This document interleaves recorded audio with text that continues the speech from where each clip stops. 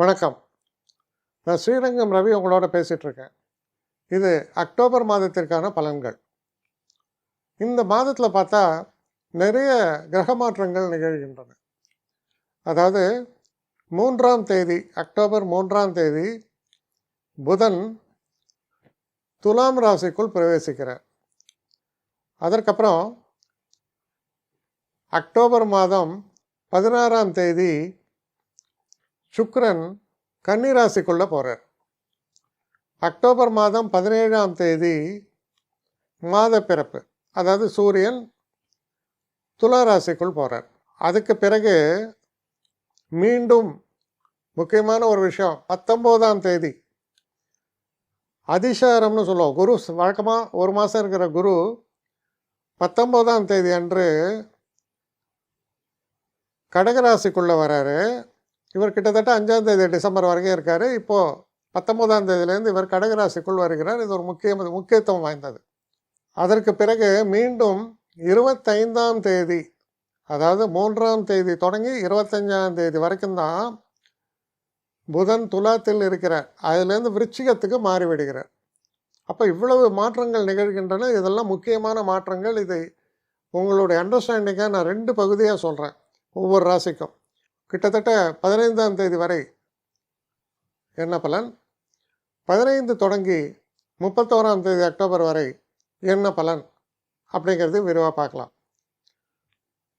இந்த மாதத்தில் முக்கியமான நிகழ்வு அப்படின்னு சொன்னால் தீபாவளி, அதாவது அக்டோபர் 20ஆம் தேதி தீபாவளி. அது எப்போவுமே முக்கியத்துவம் வாய்ந்தது. என்ன காரணம்னா, வட இந்தியர்களை பொறுத்தவரையில் அது ஒரு புத்தாண்டு தொடக்கத்தை போல வரும். நிறைய பேர் புது கணக்கு தொடங்கிறது எல்லாமே இந்த காலகட்டத்தில் பண்ணுறாங்க. அதனால் இந்த அக்டோபர் மாதம் மிகவும் முக்கியத்துவம் வாய்ந்தது என்று சொல்லி இந்த இதை தொடங்குறேன். கன்னிராசி. கன்னிராசி நேயர்களை பொறுத்த வரைக்கும் 1ஆம் தேதி முதல் 15ஆம் தேதி வரை எப்படி இருக்குன்னு பார்த்தீங்கன்னா, உங்கள் ராசிநாதனான புதன் 3ஆம் தேதி துலா ராசிக்குள்ளே வரார்.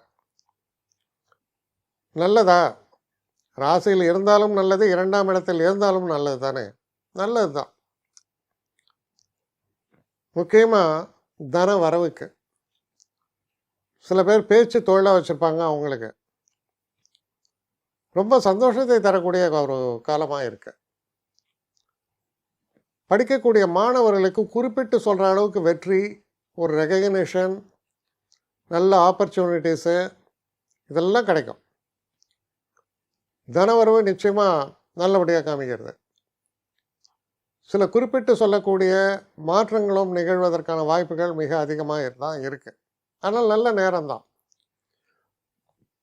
பெரிய ஒரு பிரச்சனைகள்லாம் வருவதற்கான வாய்ப்புகள் இல்லை. எல்லாமே நல்லபடியாக தான் போயிட்டுருக்கு அப்படின்னு சொல்லுவோம்ல, அந்த மாதிரி தான். இதுதான் 1ஆம் தேதியிலேருந்து 15ஆம் தேதி வரைக்கும் இருக்கக்கூடிய விஷயமா இருக்குது.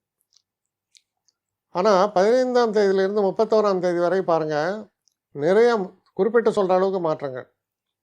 என்னென்னா, முக்கியமாக 10ஆம் இடத்தில் இருக்கக்கூடிய குரு 11ஆம் வீட்டில் அதிசாரத்தில் வருகிறார். அவர் கிட்டத்தட்ட 45 நாள் இருக்காருங்க. அப்போ என்ன பாசிட்டிவ் ஃபியூச்சர்னு பாருங்கள். 11ஆம் வீட்டில் குரு வரும்போது சொத்துக்கள் வாங்கணும், ஏதாவது வீடு வாங்கணும், அது வாங்கணும், அதெல்லாம் நடக்கும். குழந்தை பாக்கியத்தை எதிர்பார்த்திருப்பவர்களுக்கு குழந்தை பாக்கியம் ஏற்படும். வாழ்க்கையில் சுப நிகழ்ச்சிகள், திருமணம் சம்பந்தப்பட்ட பேச்சுவார்த்தைகள்லாம் நல்லபடியாக முடியும். திருமணம் நிச்சயப்படும். ஏகப்பட்ட விஷயங்கள் தேக்க நிலையில் இருந்தது. நடக்குமா நடக்காதா? இல்லை, இப்போ கேட்ஸ் ஆர் ஓப்பன். முன்னேற முடியும், நன்மைகள் நடக்கும். அப்படிப்பட்ட ஒரு காலத்தை பற்றி விவரிக்கிறது இந்த 2ஆம் பகுதி. இதில் சூரிய பகவான் உங்கள் ராசிலேருந்து 2ஆம் வீட்டுக்கு போகிறார். அது ஒரு பெரிய ப்ளஸ் பாயிண்ட். ஏன்னா உங்கள் ராசியில் வரவங்க இருந்தான்னு வைங்க, சனி பார்வை வேறு, வயிறு கோளாறு, அந்த கோளாறு எல்லாம் வந்துன்னு இருக்கும். அதெல்லாம் போயிடும். எல்லாம் க்ளீனாக இருக்கும். முக்கியமான திருப்பு முனைகள் லைஃப்பில் ஏற்படுறதுக்கான ஒரு கதவுகள் திறக்கின்றன. இப்போ புதிதாக தொழில் தொடங்குகிறேன் இல்லையா, ஒரு நல்ல பெரிய கம்பெனியில் வேலைக்கு மாற்றங்கிறதுக்கான ஒரு முயற்சிகள் வெற்றியடையும். இதுதான் பட்டிங் ஸ்டேஜ். அது நீங்கள் செய்யக்கூடிய அந்த முயற்சிகள் மிகப்பெரிய வெற்றியை நோக்கி பயணம் செய்யும். உங்கள் ராசிநாதனான புதன் 25ஆம் தேதி 3ஆம் இடத்திற்கு செல்கிறார். அப்போ என்ன, நீங்கள் பார்க்க வேண்டிய ஆள், பேச வேண்டிய பேச்சு எல்லாமே சிறப்பாக இருக்கு. இதே நேரத்தில் சுக்கிரன் உங்கள் ராசிக்குள் நுழைகிறார். சந்தோஷம். சுக்கிரன் ராசியில் இருக்கும்போது எப்படி இருப்பீங்க? எல்லோருக்கும் விருப்பப்பட்டவராக, எல்லோருக்கும் பிடித்தவராக, சந்தோஷம் தரக்கூடிய ஒரு நிகழ்வுகளை கொண்ட ஒரு காலம். நிறையா ஃபங்க்ஷன்ஸ் எல்லாம் போவீங்க, ஃப்ரெண்ட்ஸ் எல்லாம் பார்ப்பீங்க, ஃபேமிலியோடு சந்தோஷமாக இருப்பீங்க. நீங்கள் இருக்கும் இடமும் சந்தோஷம். அப்போ உங்களால் சந்தோஷமா இல்லை சந்தோஷமான இடத்துக்கு நீங்கள் போனீங்களான்னா பிரித்தே பார்க்க முடியாது. அப்படிப்பட்ட காலம். அதனால் second half is certainly a great period. நல்லா இருக்கு. அப்போது இந்த மாதம் உங்களுடைய ரொட்டீன்ஸில் தடைகள் நீங்கி, அதாவது சொல்லுவாங்க, அணையை திறந்து விட்டாங்கன்னா தான் பாசனத்துக்கு தண்ணி வந்துன்னு விவசாயி சொல்லுவான். அதுபோல தான் உங்களுடைய வெற்றிகளுக்கு அடிப்படையான சில நல்ல விஷயங்களை எல்லாம் நடத்தி தரக்கூடிய காலமாக இது இருப்பதால் இந்த மாதம் நிச்சயமாக சாதாரணமாக ஆரம்பித்து நல்ல ப்ராக்ரஸ் ஆகி சிறப்பாக முடியும். என்னை காண்டாக்ட் பண்ணணும்னு நிறைய பேர் நினைக்கிறீங்க. தயவு செஞ்சு என்னை காண்டாக்ட் பண்ணுறதுக்கு ஒரு மெயில் அனுப்புங்க. srirangamravi1@gmail.com. இது ஸ்க்ரீனில் பார்க்கலாம், இது அப்பியர் ஆகும். இந்த மெயிலுக்கு எனக்கு அனுப்புங்க. எனக்கு நிறைய பேர் அனுப்புகிறீங்க. நான் ஒருத்தன் தான் அதை பார்க்குறேன், செய்கிறேன். ஏன்னா இது வேகமாக செய்யலாம் முடியாது. ஒரு நாளைக்கு ஒரு 3 பேர் பார்ப்போம், 4 பேர் பார்க்குறோம்.